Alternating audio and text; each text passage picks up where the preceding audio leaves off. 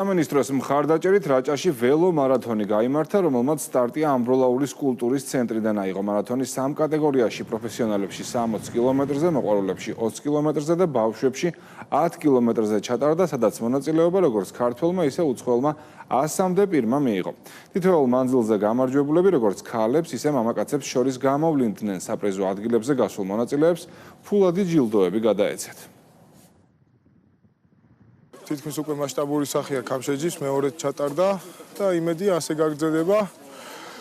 დიდი მადლობა ყველა მონაწილეს, ასევე ორგანიზატორებს და ჩემ გუნდს დამეხვანენ ჩემპიონობაში. ტრადიციული ველო მარათონი, რომლის მხარდაჭერია, რა თქმა უნდა, სპორტის სამინისტრო, როგორც მასობრივი სპორტის განვითარების ერთ-ერთი თვალსაჩინო მაგალითი და ასევე მინდა მადლობა გადაუხადო სპორტისა და ახალგაზრდობის ტურიზმის საერთაშორისო ფონდს. ჩვენ ამ ტურნირებს ვატარებთ როგორც სპორტის სხვადასხვა სახეობას სხვადასხვა რეგიონში, როგორც ქართველი სპორტსმენების და სპორტის მოყვარულების, ასევე უცხოელებისთვის. ეს ბუნებრივია, დღეს უწყობს როგორც პროფესიონალური სპორტის განვითარებას, ასევე ჯანსაღი ცხოვრების წესის დამკვიდრებას.